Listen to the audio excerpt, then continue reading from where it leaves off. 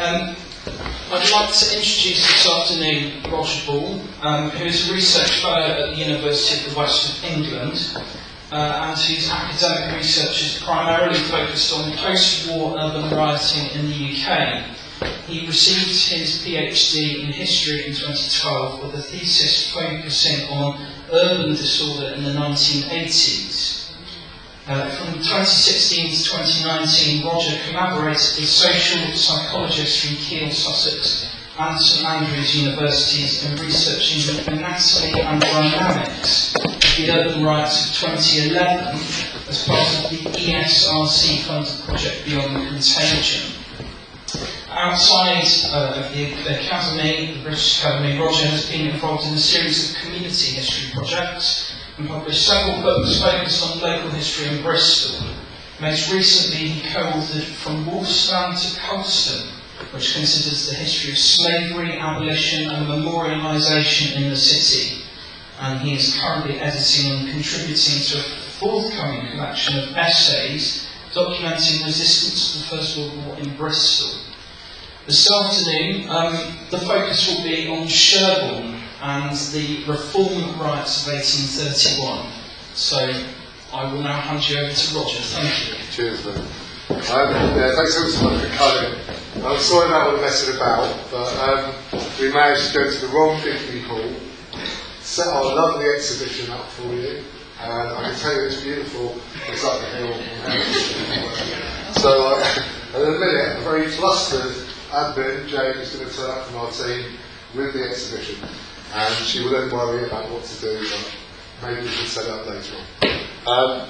And also, I don't normally do acknowledgements at the start, but one of the important things about this project, this work, so it's a 3-year project looking at the 1831 Reform riots, but it's interdisciplinary, so it's history. So Professor Steve Poole is the leader of the project from the University of West of England, an expert on 18th and 19th century crowd disorder and lots of other things.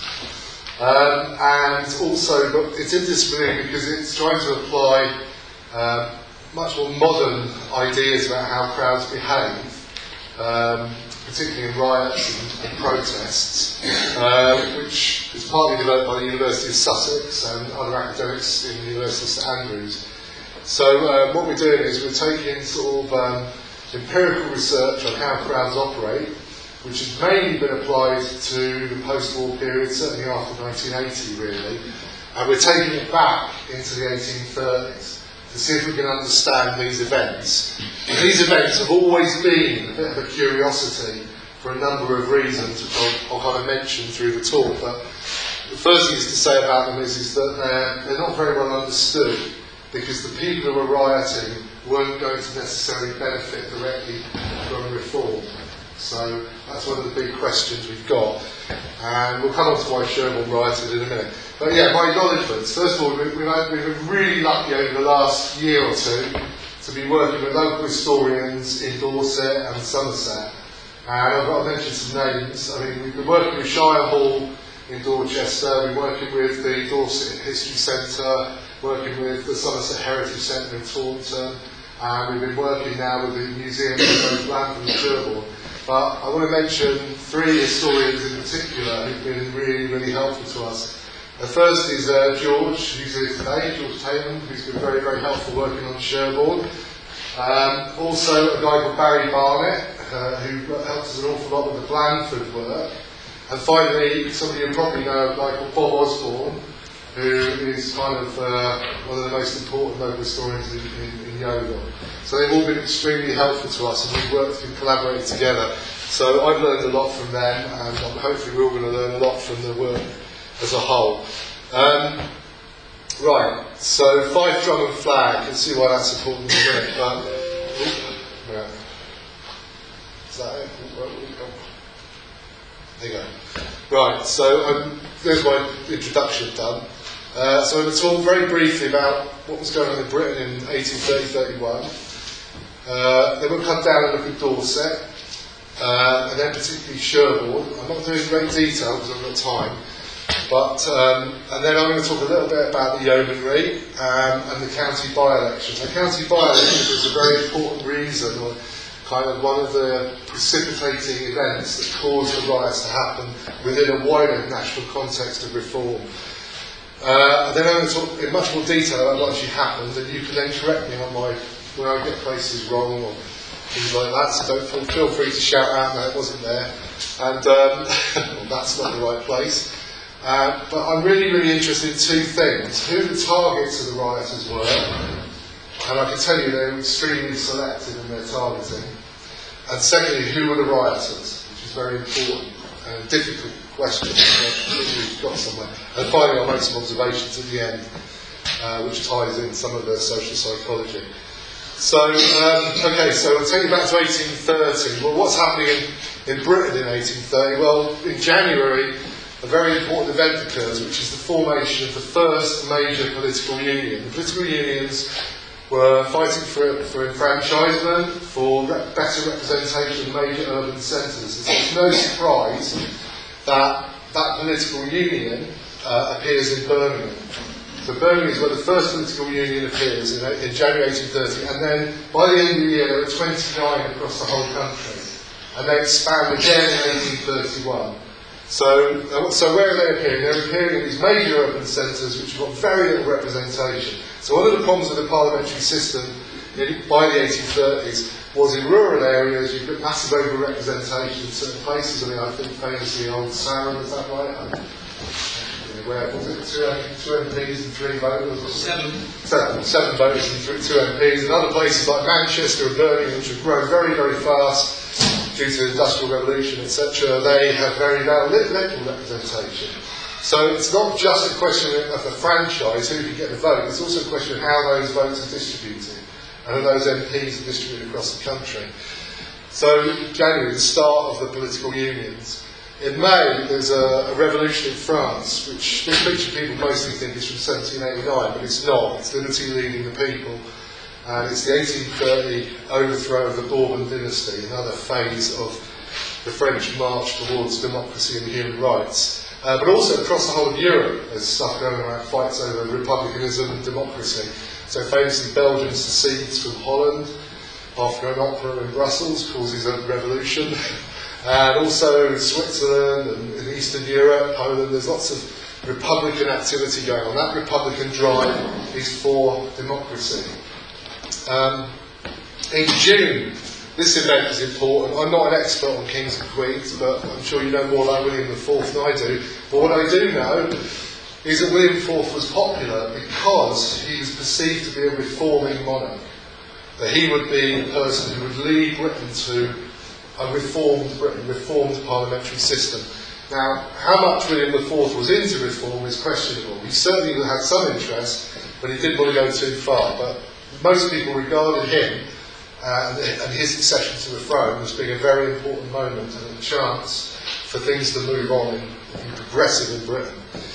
Consequently, there was a general election which weakened the Tory government. Wellington's government was weakened by a general election after the accession. And then in August, something you may or may know about, which is the Captain Swing riots, this agricultural rising which occurred starting in Kent and then spread across the whole of southern England, into East Anglia, right the way down to Dorset and Somerset and Devon, and we were sort of on the end of it. Those swing riots were driven by under and unemployment amongst agricultural labourers because of the introduction of mechanisation. There was sort of semi-mechanisation, particularly around threshing wheat, which reduced the amount of work farm labourers had in the winter in particular. So they were really suffering in their families. Wages were falling as well as a result. And also there were 2 bad harvests, 1828-29 were both bad harvests. So people were really struggling in many kind of arable farming areas in the southern England. The labourers were suffering as were their families. So the swing riots occurred, and I went to a greater. They did have an important effect though, because by November, literally the kind of things that were going on was there was a lot of incendiarism, burning of haystacks, burning of buildings. There were riots going on. There was destruction of machinery. There was extortion going on. People, these swing mobs going around extorting the wealthy for money. So it was the countryside appeared to be ablaze in November 1830, and that kind of led partly to the fall of Wellington's government, which happened in November for a number of reasons, but partly to do with the swing riots. So the fall of Wellington's government is an important moment because it allowed the King to put Lord Grey into government. The Whigs took power, and they immediately launched the first reform bill in 1831. Now the Whigs, in general, were interested in the reform bill. Some of the more radical ones wanted, greater to increase the franchise. But one of the most popular things amongst the Whigs is that if they could sort this rural-urban mismatch over MPs out, that would suit them. They would do much better in elections because the Tory heartlands were the rural areas in general. So if they can sort that disparity out, then they would be much stronger in future elections. So it wasn't just that all the Whigs weren't all interested in expanding the franchise, they weren't all interested in universal suffrage, certainly not. Neither was the King. But anyway, there's an election in April which leads to a Whig landslide, because the first reform bill was kind of scuppered by the Tories in the House of Commons. So that led to another general election and a landslide for the Whigs, this time putting them in a much better position to actually launch a second reform bill.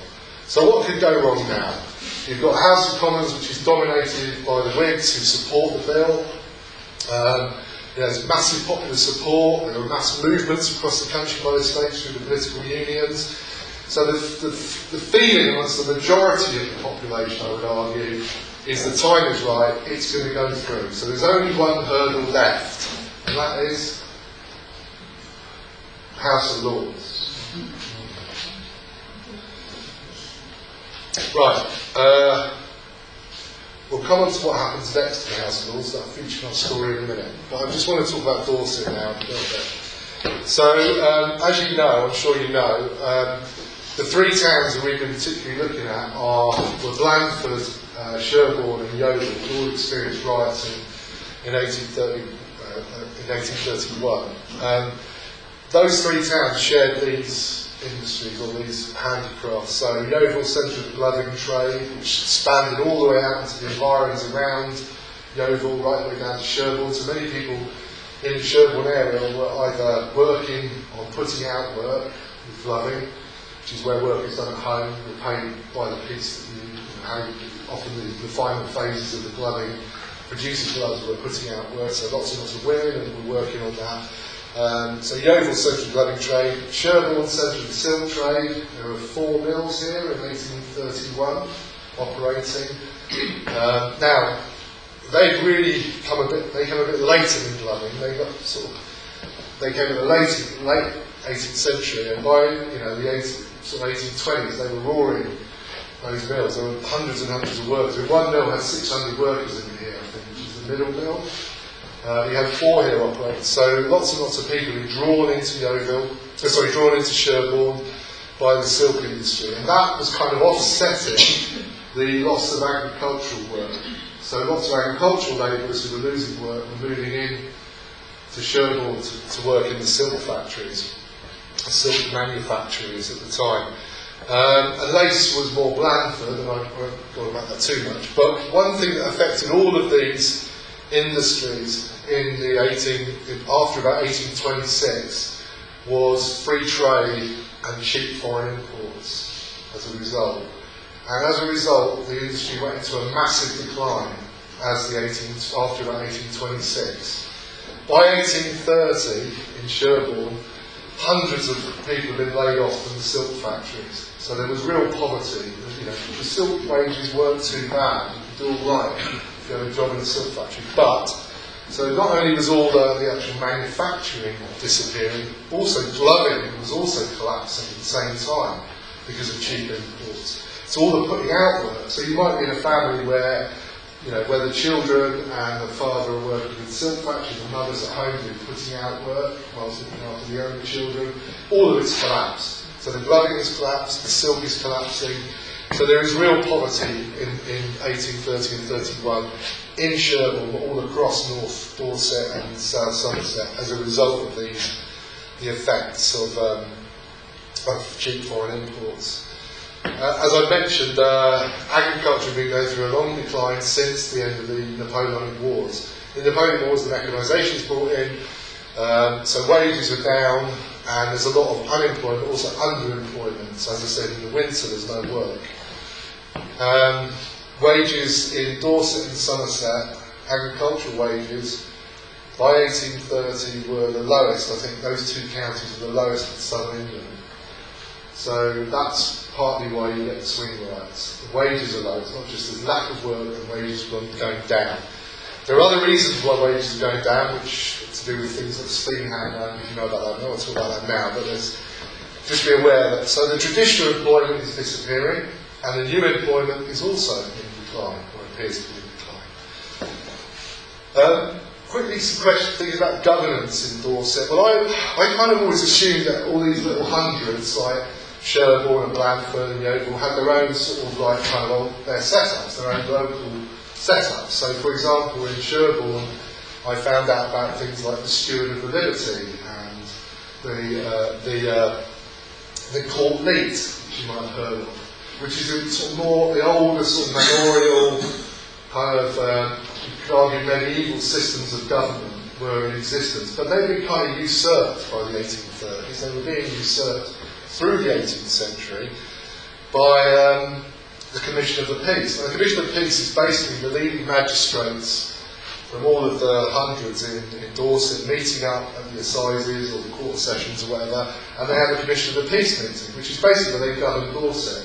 And the head of the Commission of the Peace is the Lord Lieutenant of Dorset, who at the time was Lord Digby at the time. So Sherborne had very powerful people in operation in its own town.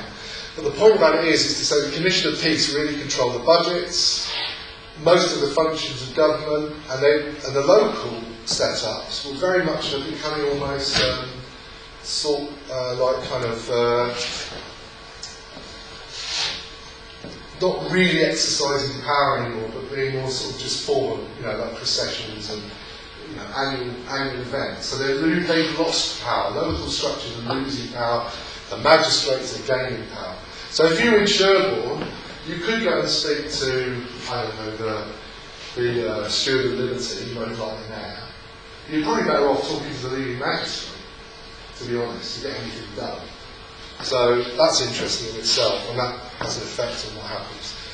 There's also a significant political divide by 1830 amongst the well-off in most towns in Dorset and across southern England. That is a divide between sort of traditional gentry clergy, Tory voting, landowning classes, and then these new manufacturers who turned up and urban professionals who tended to be Whigs. So in Sherborne, the mill owners were generally Whigs and pro-reform, as were some of the professions, whereas the gentry and clergy generally voted Tory. So I know I looked at the clergy for the 100 of Sherborne, and I think 21 out of 23 vicars voted Tory and were against reform. And that was mirrored, and something we'll come on to, that was mirrored in the House of Lords, we can argue. The Captain's Swing riots, though, did get to produce some civic unity. So because there was this fear, this wave of riots came from Kent through Sussex, along the south coast into Hampshire, there was a fear that swing mobs would be running riot through the towns, which is not really the case in most of the rural areas, but that produced civic unity. So in Sherborne, for example, they had a meeting and they say, oh my God, the swing rioters are in Hampshire, next they'll be here. So what happened when they had that meeting was hundreds of people signed up to be special constables to defend the town.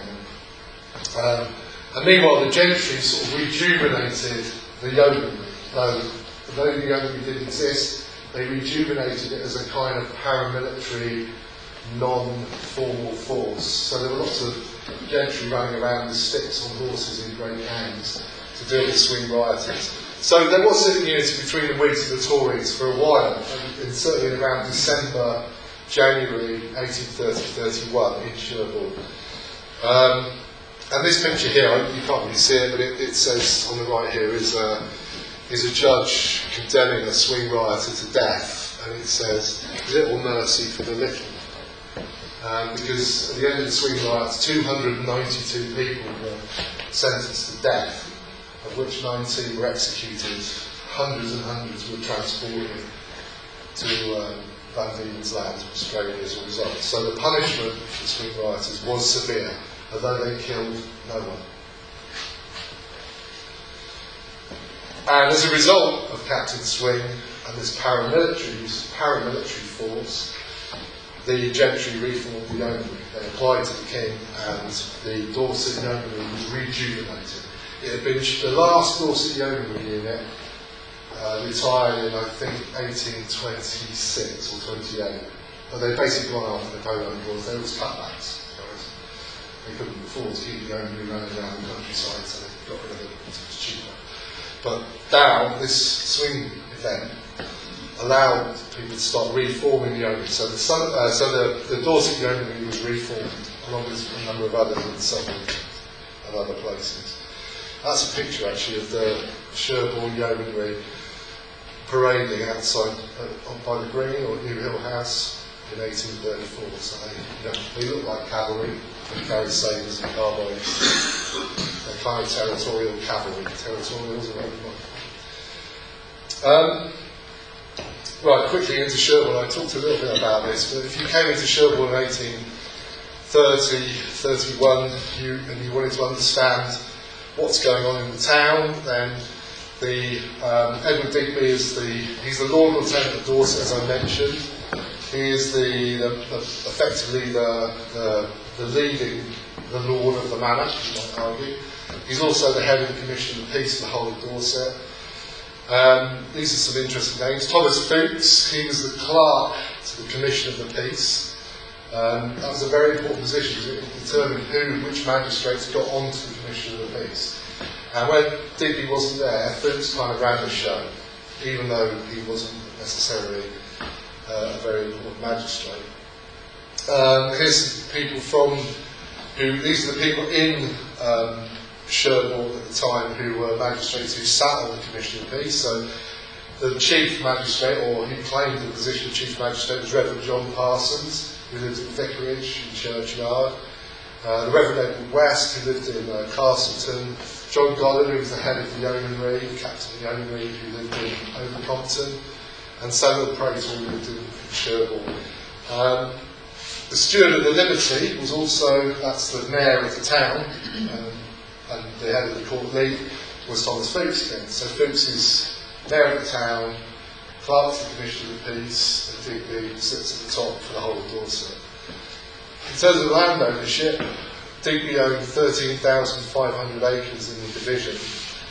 To give you an idea, the parish of Sherborne was about 4,500 acres. So Digby owned the majority of the land, with the exception of freeholders, which we'll come on to. Under him, the large land holders, because they weren't owners, were Digby leaseholders. And I looked at 7 in Sherborne parish, and they owned 56% of the land. So you've got 7 people who have got Digby leases that control more than half the land in the parish. So it's very, very concentrated land ownership. The freeholders, for example, which stood outside of that relationship, I looked in the urban areas, which is where they are mostly, and the maximum I could find was something with 61 acres in Sherborne parish. So again, freeholders are important, but they're nowhere as important as the big landholders and Digby, and of course the Digby ownership. And beneath these people sat tenants who were either let or sublet. So you could be a Digby leaseholder who's subletting, you could be a freeholder who's also letting as well. And the vast majority of people in the town were actually tenants. In terms of economic hierarchy, well, the 2 main industries you might argue is silk mills, which was the Wilmot family of John Gouger who ran the Abbey silk mill, and the brewers were important as well. So these are the kind of hierarchies, both political in terms of land and economic, that existed in the town at the time of the riots. Just to make one point about this, I'm going to pick out the people who were pro-reform now. Samuel Prater, he was pro-reform. The Wilmot family were pro-reform. I'm not sure about John Gouger. Some of the freeholders tended to be pro-reform. Everybody else was against reform. Everybody else was a Tory voter and against reform. Right, I'm going to look below now. Now this is something I found fascinating. So when I was around your town there, there was a big look around there. I've got to say, it's beautiful. It's lovely. It looks idyllic. You know, but really, when you dig into what Sherborne was like in the 1830s, there were some lovely houses and there's a lot of facades that are beautiful. But behind the facade, there was something else going on, which I can tell you was no fun if you lived there. So behind the facade, well, the large number of agricultural workers and their families that moved in to work in the silk mills were mainly living in appalling housing that was set back behind the main frontages of the streets. So if I name Newland, which is now St. Swithin's, isn't it? Newland, Pound Street, Long Street, Ackerman Street, they all had facades, but behind them were what were called the courts. And these were really cheap housing that was built to put those people in to generate rent. And they were called rookeries. Now, I laughed when I heard the word rookeries. I'm from London, and the rookeries meant places like St. Giles, these massive, 20,000 people in one block, who were all out robbing every night or something, mugging everybody, garrotting people and stuff like that. So I laughed when I heard that the word rookery was used in the 1830s, 1840s, 1850s, but it was because there were rookeries, and the local word was drains. They called them drains. So these are the people of the drains we're talking about now. And here's an example of Newland. I don't know whether this is going to light. But here you can see this is Newland, right? And that's Long Street along the bottom. So I've just picked out some drains here, right?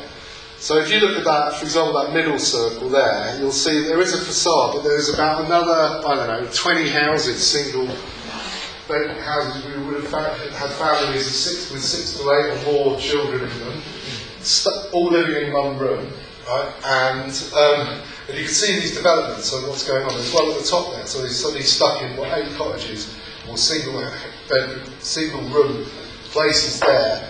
No sanitation. On average, 8 families were using 1 privy, and the families would have 6 to 8 members. So it was appalling, and it was what this housing was doing. And we can name the people who did it. I've got lists of the people who had created this housing. They were making money. That's what they were doing. And you can see now this happened in all sorts of areas. So particularly in these areas, Newland, Ackerman Street, Hound Street, and Westbury, there were loads of these drains. So they're quick developments. They lived on cesspits. There was no sanitation really.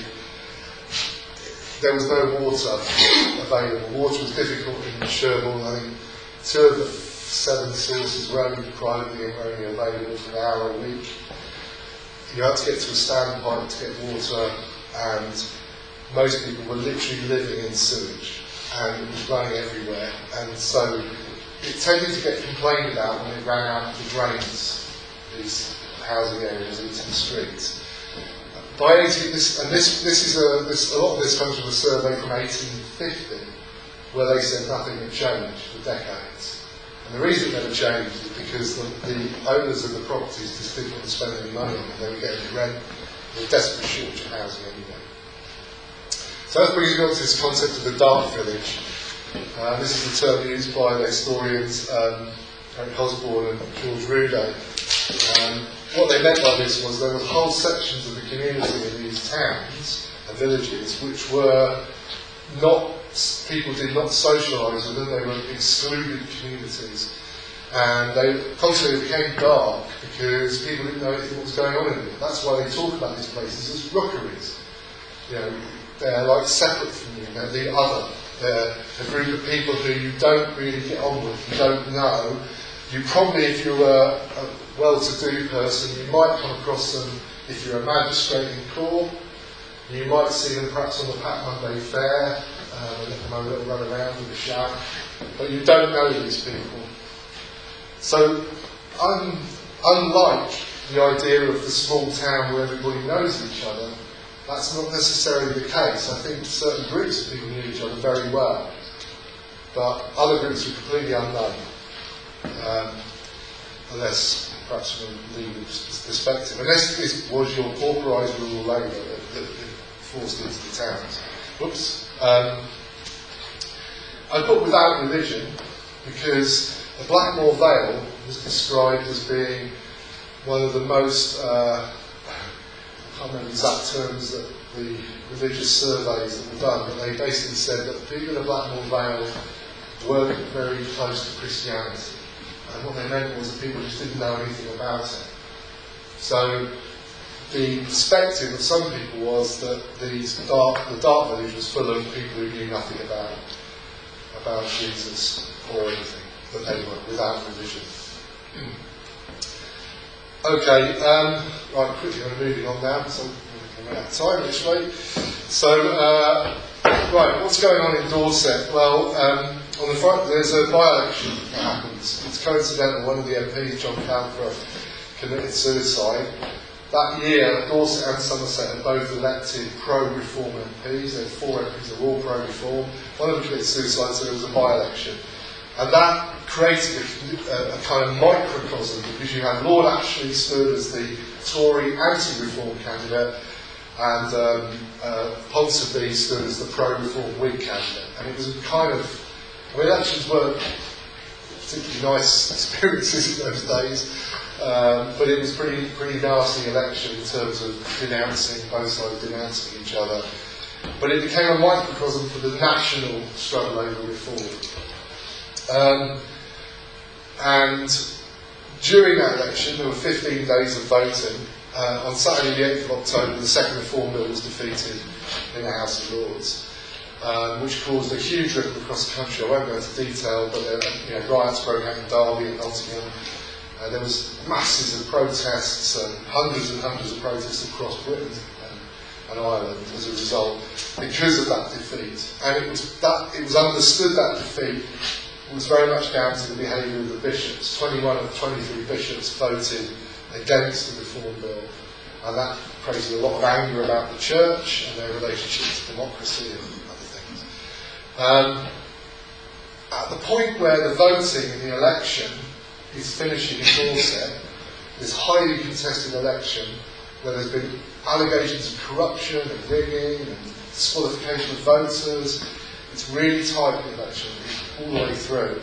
The Pack Monday Fair happens. So Sherborne's full of people from all over the county going to the cattle market, penalty fairs and all the shows in the town, and full of people. Pack Monday Fair is going on, and that night, picture of Teddy Bear, is that right? So that night, the news arrived from Dorchester that Ashley had won the election by 36 votes, which was tight considering there were nearly 4,500 votes cast, about 4,000, something like that. So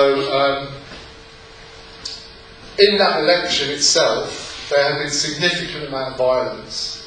So in Dorchester, the polling ground was at Cavalry 4, and so they're going on each day. People turned up. It wasn't a ballot.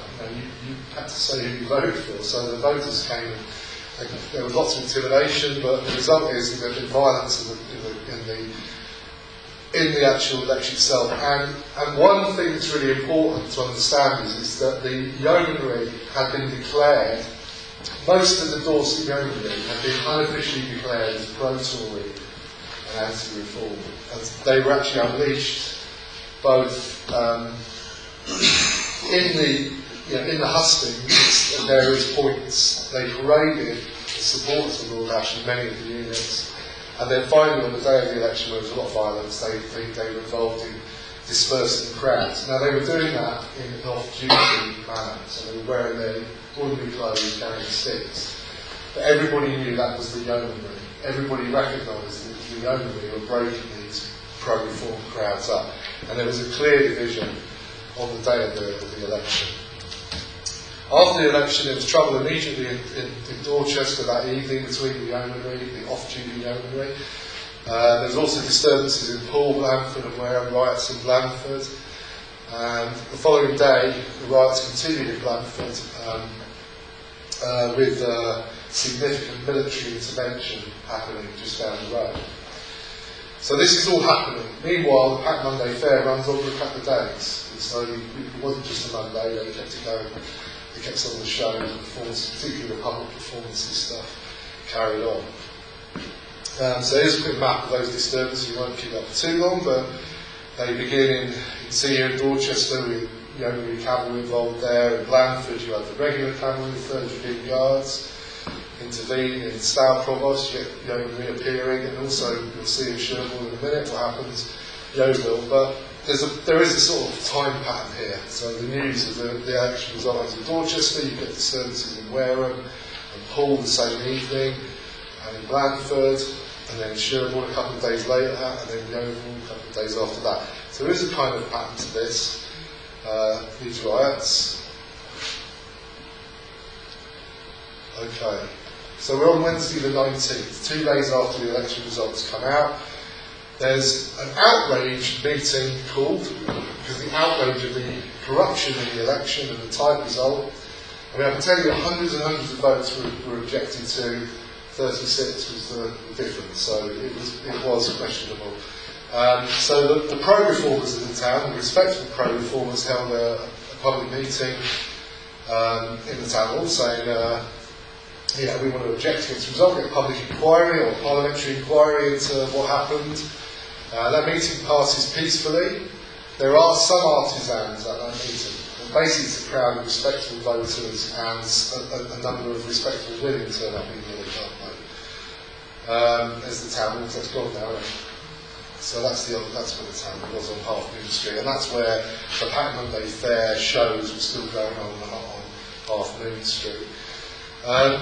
Sadly, that night, the shows were sort of winding down. There weren't many people there, there's probably over 100, somebody said, of the humbler classes. So we might be talking about the dark image now. The humbler classes were there, but unfortunately the local magistrate got back, John Parsons, who's the chief magistrate, got back from Dorchester sessions, and he knew about all these riots happening all over the place. So, in Dorchester, in Blandford, in Wareham.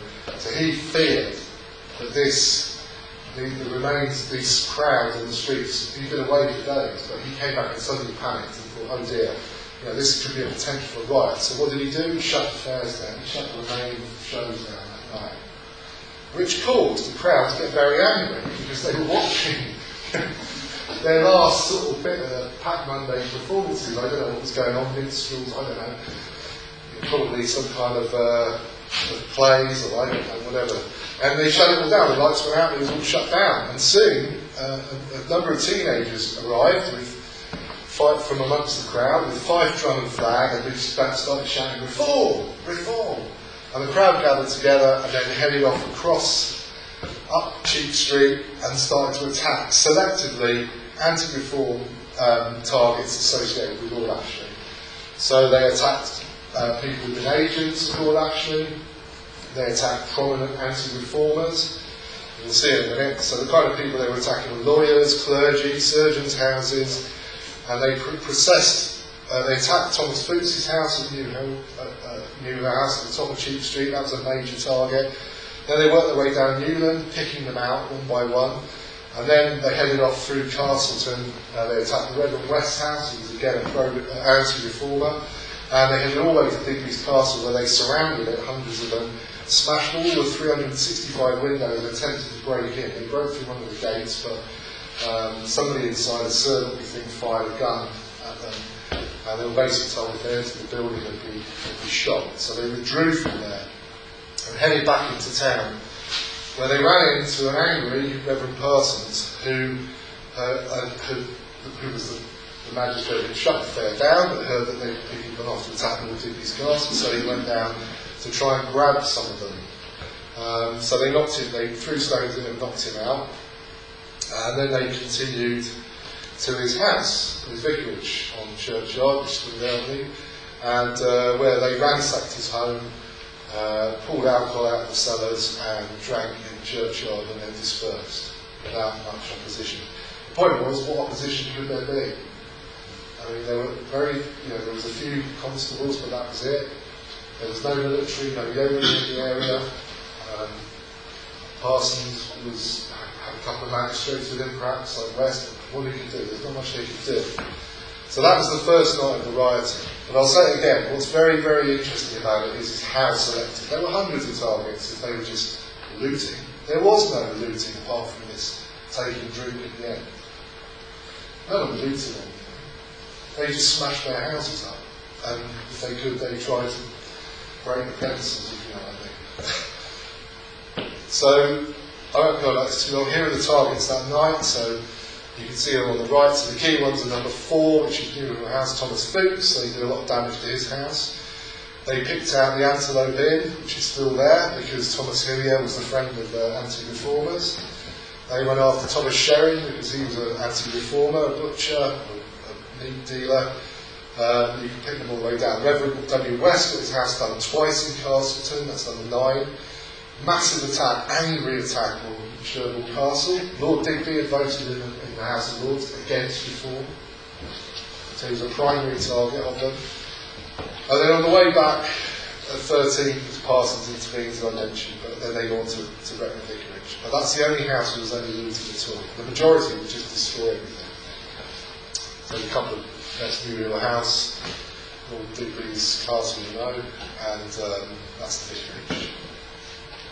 Actually, the vicarage is not there anymore, is it? Yeah. Just quickly, don't worry about this, it's complicated, but this is the state of play with Yeomanry units in Dorset at the time. And the point about all this is that though the Yeomanry had been formed in December 1830 as a result of the swing riots, there had been lots of rows going on. Half of the Yeomanry were independent units because they didn't really want to be under the command of Frampton, and you may have heard of him, and they had to make some compromises. Frampton had about half the Yeomanry under his control. But if you look where the Sherborne unit is, at the top there was a Sherborne troop of Yeomanry, and that was based around Captain Godden, who I talked about the magistrate, who was overcompetent. But really, there weren't many cavalry units close to Sherborne. And the Dragoon Guards were split between Dorchester and Weymouth, and probably by that stage some of them were Blandford. So the military were already committed. The military units, the regulars, were already kind of committed. And there weren't many units. And also, with a Yeomanry unit, is not on, they're not at their stations. You have to, to assemble them. You've got to, you send a message to God, and he goes, Christ, send everybody out, tell everybody, so it takes like 24 hours to pull their units together before they can react, Yeomanry units. And then you would get to the place. So they were in trouble. The next morning, the magistrates, Parson, West, Lord Digby, not only demand help from the Sherborne unit of Yeomanry, but they also send for help to the Central. They send to Lord Melbourne and ask for military help. So Digby's so worried about this, he's saying we can't just rely on the Yeomanry. We need to get military support here, which tells you something of the fears and perhaps the violence of that night. But again, only one person has been injured, and that is Parsons, who intervened with the crowd. The crowd have not been injuring people. Parsons made a big mistake now. He was so angry about the fact he'd been knocked out of the stone and his house had been wrecked. So he went round town, we're not quite sure how, but he went round haranguing respectable pro-reformers saying they caused the riot. He said, you lot caused the riot because you didn't stop it, or you're behind it, which was a mistake because he, of course, relies on that. And I've got to say again, the voters in Sherborne, the majority, were pro-reform. So he's attacking the majority of the respectable people in the town and saying, you caused that riot, which of course they did cause that riot. And they were like, really upset. So later on, when they called a meeting in the town hall, where they roll out Admiral Digby, who's a hero from Trafalgar. So they get Admiral Digby out, Lord Digby, and then they get all the high and mighty of the town, including John Parsons, to say, right, we need to do what we did like Swing, we need to get the special constables together. Only 12 people volunteer. And in the Swing riots, they claimed 700 volunteers. So So what's happened here is that, and people say to me, they say, well, you accuse us of causing a riot. No, they're not targeting us, they're targeting you. They're targeting you. You lot, anti-reformers, you're the target. We didn't start the riot, you deal with it. That was basically the response in the meeting from the respectables. Right? So it's a disaster. You know, it's a disaster. Because now you've got no special constables, right? And there's noisy dissent in the meeting. People are fed up, you know, and there may have been other people down there trying to stop it anyway. So again, in the evening, the next day, crowds gather again. This time they gather, we don't know where they gathered. They appear to be quite tactful about what they did now, because in the afternoon, the Yeomanry had arrived. So the Sherborne unit of the Yeomanry had arrived by that stage. So the rioters gather, and then they moved back to Yeovil House and continued to wreck Fuchs's house.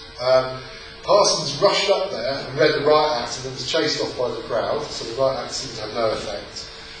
And then Captain Godden, who got, we don't know how many, but somewhere probably between 25 and 30 troopers into the town, the Sherborne Yeomanry charged up Cheap Street and literally tried to pull straight into the rioters on Cheap Street. Now you can see Cheap Street, it's a narrow street, there were lots of entryways, and they got absolutely hammered. Now if you read the Yeomanry reports, they play it down, but even they can't play it down too much, because they got a real battering. And then Godden withdrew, some of them were seriously injured. Then he took them around Back Lane, around the back of the hospital now, and charged up around the top to try and catch them from the sort of green side. And again, they got caught. And this time the rioters got them off their horses. Some of them, they claimed they slipped over on the cobblestones, but people running at it with sticks, and the horses were getting fractured skulls, and they went down, and then they got real beatings off the crowd. So several of the rioters. So what happened then was Godden had to withdraw. His Yeomanry were beaten up. So he withdrew down Cheap Street again and were chased by the crowd. He then attacked them again outside the King's Arms Inn, which is gone, I believe now, but it's different. It's down on Half Moon Street. And at that point, Godden was trapped, really, because he wasn't sure the riot had to be read, I don't think. The troopers were so beaten up and injured, they wanted to start shooting the rioters with their carbines. Godden said, no, stop, wait. He told the crowd, we're loading a ball cartridge, we're going to start shooting you now. So a parley, the crowd and Godden had a parley. And in that parley, basically Godden said, I'm going to shoot you unless you go home. And they said, right, all right, you're going to shoot us, we'll go home. So they went home. They took some trophies with them, which were their swords and hats and the soldiers and the horses. They paraded them around a bit. And then eventually, as I said, they finally dispersed. And that's the bottom there is the King's Arms, what used to be the King's Arms, I think. So that's where Godden and Major's headquarters. So, an interesting day for the Sherborne Yeomanry, and certainly for a now very empowered crowd who've taken on what they regard as the anti-reform gentry, and they've beaten them. To the point where they had to shoot them. So again, that's a map of what happened that day, but I won't spend much time with that, it's running out of time. The next morning, lots of Yeomanry turned up. So that what happens in the Yeomanry is a bit like a telephone tree.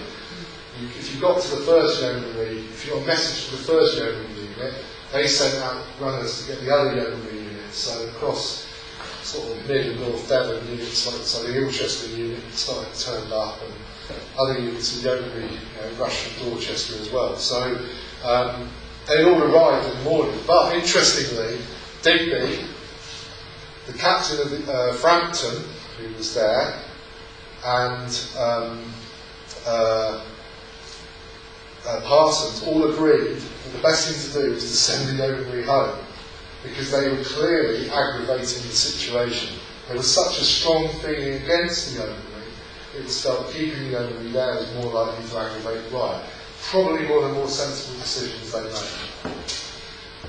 At that stage, there were now rumours of attacks on country houses going on all around the area. Bishop's Candle, Stockhouse and Willand.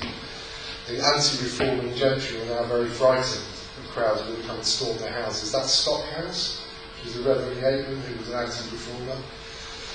But anyway, in the evening, the crowd to shout to reform. Now the word reform now seems to draw a crowd. So people are gathering the crowds by running down the streets going, reform, reform. And out of all these drains are coming people joining up in crowds and then going off. And this time they know the dragoons are in the centre of town because the dragoons have turned up by this stage and taken over the regulars.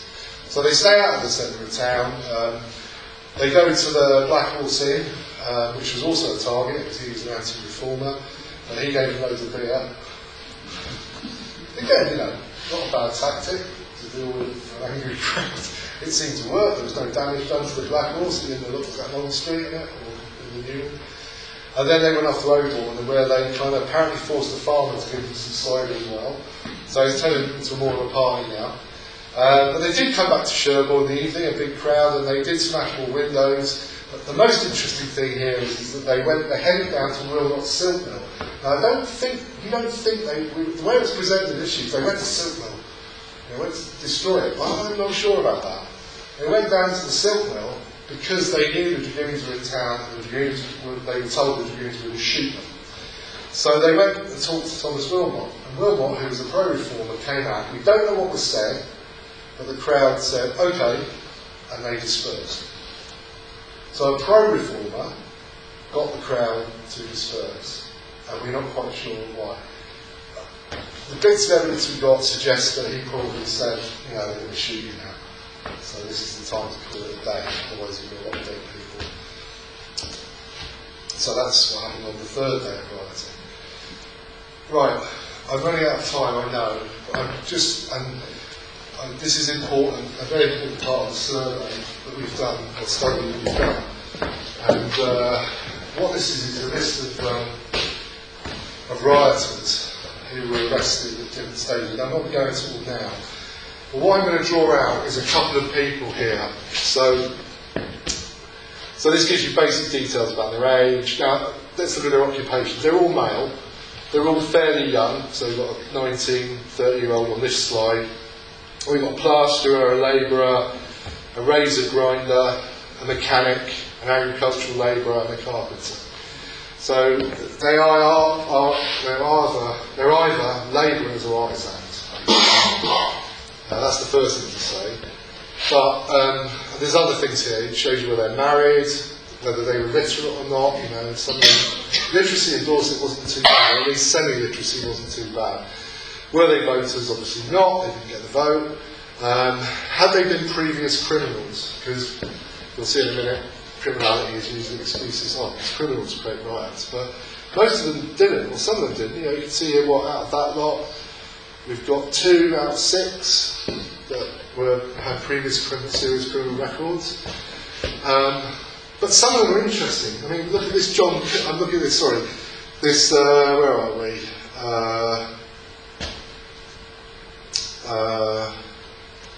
Let's just go down to the next slide.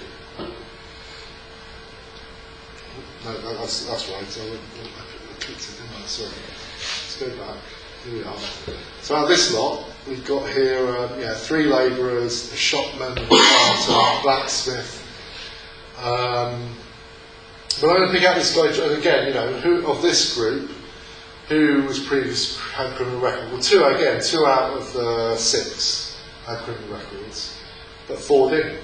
So, are they all criminals? Well, that's a good question. And typically, criminals get arrested quite a lot because the magistrates recognise them. So if you're not been in trouble before, the magistrate might not recognise you, and somebody might not recognise you, so typically want to be arrested.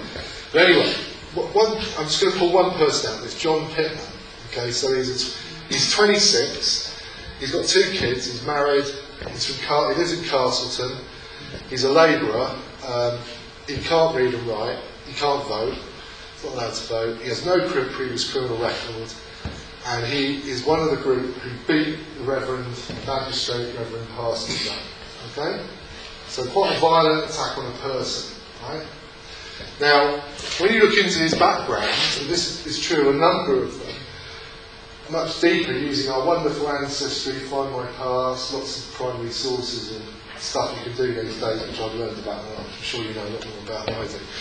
But what's wonderful about doing that is you find things out. So I was thinking, this bloke's got no previous criminal record. He's punched out a magistrate in 1831. You could be executed for that.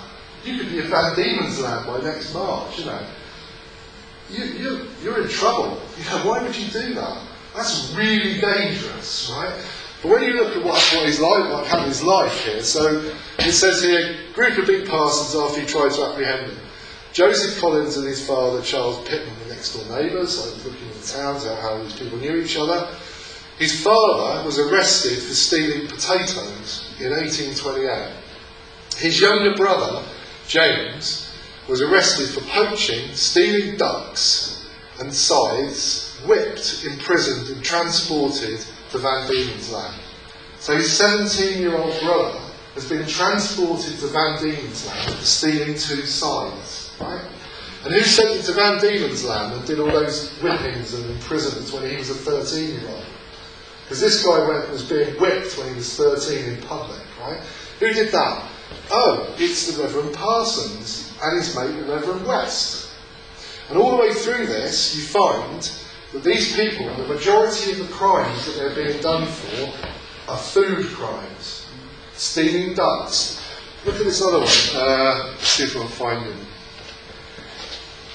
Robert Harris, he's our man with the flag, right?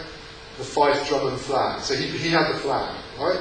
So he kicks the riot off. Robert Harris is 16 years old, an apprentice blacksmith, living with his single parent. He was a legitimate child whose mother was a silk worker, probably unemployed now, on Hound Street, where I've just been. And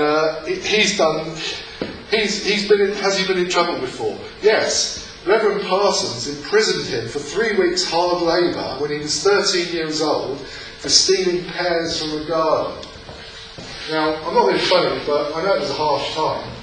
But that's kind of, is that called scrumping? So he's got 3 weeks hard labour in prison off the Reverend Parsons. So the point about all this is that this crowd, it does not mean this wasn't a reform riot, but this was also a long, in my opinion, a long period of injustices that people suffered. They have suffered poverty. They have suffered loss of earnings. They have suffered in their families. They live in terrible conditions. They have to pay rent to these people.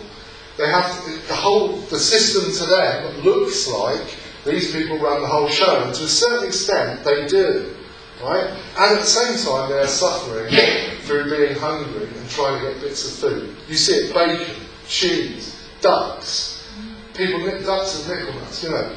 They want to have a duck to put on the table for a family of 10 or something. You know. They're getting put away from, for hard labour, and eventually you don't have to do much, and your young brother's gone away forever, because going to Australia was probably never see him again unless you got transported.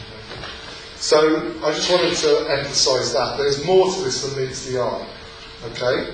Now I think that these people, and we are still working on this, so I don't want to be too speculative, but I think these people had a different concept of what reform was than perhaps the Whigs. I think these people thought reform was going to make their lives better. And I can understand why they might think that. And they clearly had excellent local knowledge about who those people were who stood against them. They knew it from their own lives, and they also knew it from following the election, who voted for who. And those results were publicly available. So I'm not going to say much more. There's a lot more to this meets guy. We have a sample. We have some people here, who have real lives.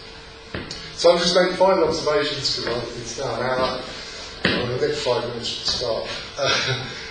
Right, a bit of social psychology. So what have I learned from studying Sherborne? Well, I've learned that it's not any spark that causes a riot. It was a tinderbox, they say in the newspapers. No, things happen. They don't always happen. Riots are rare. That's the first thing. Riots are rare. If you looked across all the towns of Somerset and Dorset, most of them didn't riot. They had protests and things like that. They didn't riot, non-violent protests. So the idea that a spark will just kick a riot off is not necessarily true. Okay. First of all, the riot didn't happen the moment the Lords rejected the bill. That happened a week, 10 days before. Okay, so that created the conditions for the riots to happen. The local effects are what causes riots to happen. And even the result of the Ashley election came in on the Monday night. You know, the Monday, the Pack Fair night, there was no riot then. But something happened which caused the riot to happen, and that was Parsons going, right, we're shutting the fair down. And that was the moment that it caused out. So hang on, we've got the authorities creating the conditions for rioting. They're all criminals. I've just showed you they're not. But that's a sample, right? They're all criminals. This is the idea of convergence. So rioters where a load of criminals converge together. Well, it's just not the case. As I said, most of them have no serious criminal past, despite the criminal's legal condition. It's indiscriminate, mindless behaviour. They're feral. What did we say in 2011? They were feral, they're animals. They attacked everybody, it's just not the case. This is the submergence theory. This is the idea that you're all basically savage beasts underneath, all of you. And if the right situation happens, you're going to break out and randomly be violent.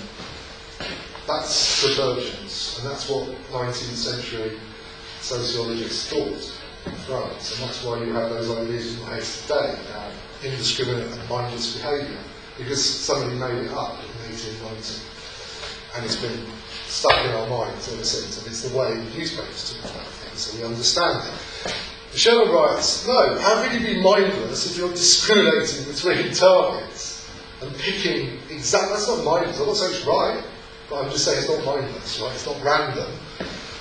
And similarly, how many people were actually injured? They weren't going around murdering people's families, they weren't burning their houses down, right? A magistrate intervened, they beat them up. The Yeomanry charged them, they fought them. But they didn't go around murdering people. This is really important. So that is a rationality and a limit to behaviour. So whenever you look at a riot, whatever riot you come across in the next few years, I'm sure there'll be a few, think about what they didn't attack, rather than what they did. What did the rioters not attack, rather than what they did? Because that tells you the limits of their behaviour, and it tells you about what their rationale is, whether you agree with it or not. It takes two to tango, as was famously said by Fred Hampton. But the authorities are part of the relationship. And finally, in Britain, the police have come to the understanding, especially over the last 20 years with football hooliganism, that they're part of the equation, that their behaviour, the police, can create more violence, can escalate situations.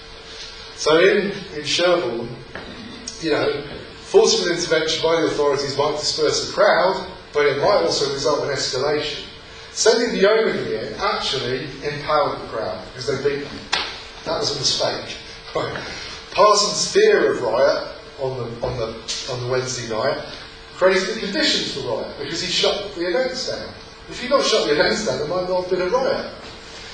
The removal of the Yeomanry might have been a clever decision, because they were hated, clearly. Contagion. This is the idea that riots just travel because people watch things on TV. You know, you heard of copycat rioting. I watched it on television. I mean, how many of you lot watch the riot on television going outside throwing bricks around? Right? It doesn't. The riots don't spread like that. Contagion literally means touch. But it doesn't happen like that. So in 1831, we studied hundreds and hundreds of towns and cities, and the vast majority didn't have riots. Okay? They mostly experienced non-violent mass protest. Right? So it can't be contagious violence, can it? Because I'm sure you read about it in the newspaper those days. Oh, we're going to riot. This is true of Dorset. And finally, social identity is I'm not going to go into details, but this is a much better way of understanding crowds. Is what brings them together, what do they share, what visions do they share, what understanding do they share that brings them together to behave in the way they do. So the descriptions of the crowd Sherborne are basically made of labourers, artisans and their families. There were lots of women involved. I haven't talked about women enough in this book. There's just not enough description, but there were descriptions of women being involved in all these events, as were children. But in those days, children were working in the factory, weren't they? So they're not really the children we might understand.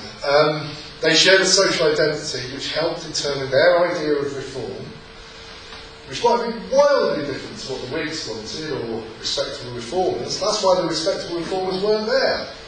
Because they had a different vision of reform. They thought they'd get the vote, or they might be fairer. And this people perhaps thought they were going to have a better life, better conditions, not be living in a cesspit.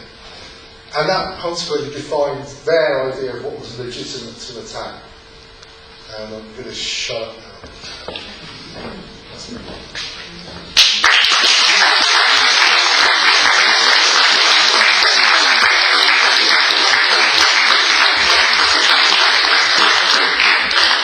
Very much, Roger, for what at the moment probably seems like quite a timely insight into one of Sherborne's lesser known and yet probably most dramatic chapters of Sherborne's history. We probably won't take too many questions if that's okay, but perhaps just a couple of burning questions from the audience.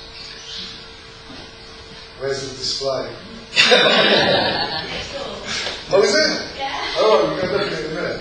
Yeah. Brilliant. I've got side hands on. Sorry, I have one question on the back.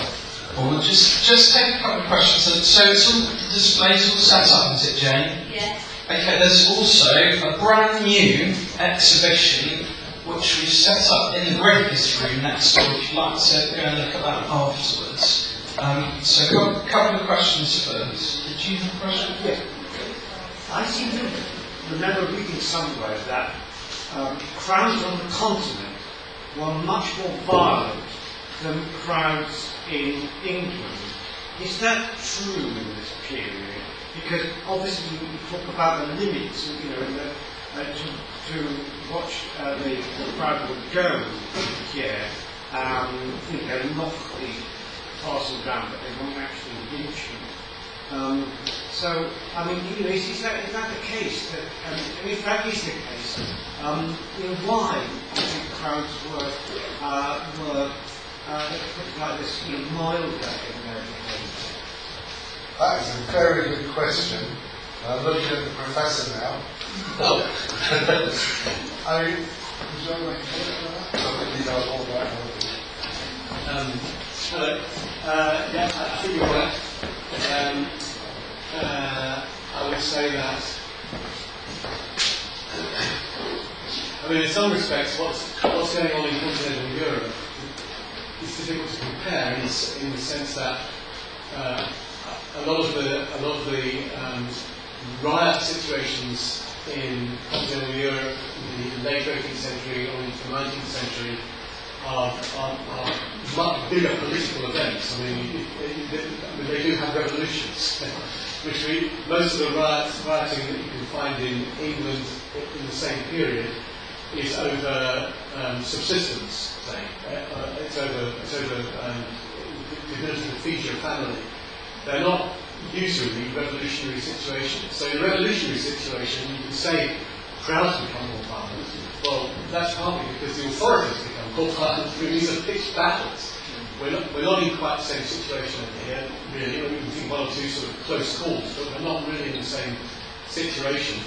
The comparison that's often made with continental Europe is over food rioting. And food rioting, you're right, food rioting in continental Europe sometimes ended with people being physically badly hurt and occasionally hanged by the crowd, you know, without trial. So there are instances of that in continental Europe, and in England the tradition was not to do that. In England, but we had protective laws that people looked back upon to justify a certain amount of provocative violence against property in order to keep prices low, say, subsistence crisis. People look back to archaic legislation from the 14th century, which was intended to keep markets controlled to a certain extent, so that there wasn't sort of wasn't an open opportunity for the authorities or for traders and farmers to put prices wherever they like. There was some sort of protective legislation around prices, which the English tradition retained and continental Europe didn't. You have to remember all the time that, as far as most people were concerned, if they thought about what kind of world they lived in here, in England after 1688. They thought they were living under a constitutional settlement with a contractual monarch and a certain degree of representation in Parliament. And what the English people thought was that as soon as you looked across the channel of continental Europe, you were looking at aristocratic, papist authority. You know, you were looking at autocratic countries. We imagined that we were awfully long way from democracy. But there was a kind of a perception, I think, that we lived in a freer, more libertarian society. And those kind of attempts to, riot in this country was often an attempt to provoke the authorities into doing something to ameliorate the condition of the poor. It didn't usually need to become ultra-violent, until sort of middle to later 19th century. I think that's the sort of the general, but it's a good question, and I think you're right. Yeah, I'd just like to add that because there are different phases. I mean, there was that phase of the 1640s where the monarch was quite happy to sacrifice 1 in 10 of the adult male population to retain divine right. That was fairly violent. But I think that's right. I think it's a different. So it's not like, English people are always like, no. It depends on the conditions that you're living in, a particular understanding of democracy, a particular relationship to the autocratic power, I would argue. So we have lived through extremely violent times in other people's history. So that shouldn't be underestimated. What to do with One more question. Yeah, it's just the issues of maps and that list of people, are they accessible anywhere? Do you have them on the website or something? Or are they just something that will appear when you finish doing this whole thing? We will definitely be putting that information out on our website. And I'll be honest with you, it's, I'm a bit behind with stuff, so I've only just finished, I think a couple of months ago, writing that Sherborne. And we've been working in Worcester and other places, and it'll all come out and it'll all be available. And I've got to tell you, we're just about to get students to start working on the riots, because, as I said, my feeling was that you can get, I should have said that there's a good paper in here, which was written about 15 years ago by John Frick. So this is the proceedings of the Dorset Natural History and Archaeological Society, which is called the Sherborne Riot of 1831, Causes, Characters and Consequences, which was great on one level, but really disturbing for me, because I thought I could go deeper now. So I tried to go a lot deeper than John. And John said, for example, that none of the rioters had an equal weight. That's what they did. But what I think is important is that we've discovered that using these tools is really useful. Trying to actually start looking at not just the individuals, but the networks of people, the relationships, what happened to their families.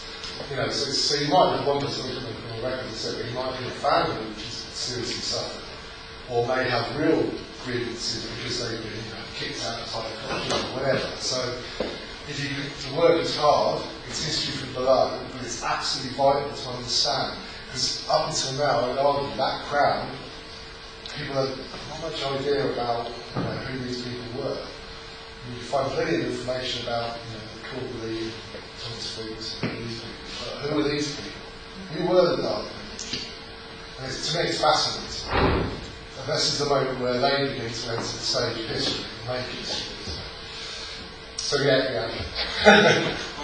There's a couple of people. I'll take George just because I know people ranking flirty in this. Sorry. It's just an observation, really, that the following June in 1832 there was a celebration in Sherborne of the passing of the Reform Bill. But again, there was a strong social distinction. There were 5 fat peppers and 5 hogsheads of strong beer distributed to the poor families, whereas a public dinner was served in the field at 3 shillings a ticket for the Western population or the inhabitants. Yeah, I think that's the case. I think that's what came across. And the more I read the primary sources, the more I looked at it, the more I felt with the fact that these people don't appear. I mean, you will find these people, but you'll find them in the criminal sections of the newspapers. That's about it. It's very hard, to find out. And I was able to pick up on who the informers were, the grasses in town. And there's information, you've got to piece it all together. But they are these hundreds of people. There are hundreds of people. I didn't mention the numbers, but certainly on the first night, the estimate is 500 to 1,000 people. And the population of Sherborne was only 4,000 odd. So you're talking about a large section of the population, and the crowds build as they march down Yeomanry, past all the drains. This is a. And there's also, I don't know, I didn't really mention it, but there was talk about, as usual with all riots, you get the. It wasn't people from Sherborne who was against it, but it was. But there were some people from other places, so they were as far. They travelled all the way from Bradford up. So, we were in town because it was. So there were other people from other places here, right? A few of them, but basically it's people from Sherborne. The question is, why don't we know who they are? And that's what I'm trying to answer. But that's very interesting, George, because that's the distinction. I mean, the local newspapers, the Tory press tried to say, well, it is you reformers, had that meeting to protest about the actually, victory. But actually, as far as we can tell, the people at the meeting said, no, it wasn't us at all. None of us were involved in the riot. No, I can't believe that. I don't think any of the people who went to that meeting probably were. There might be one or two. There's a different group of people. Roger, thank you very much. I'm going to continue to watch the project with great interest. Well, thanks for inviting us. That's brilliant. Thanks for putting that on. No, not at all. Glad you got it.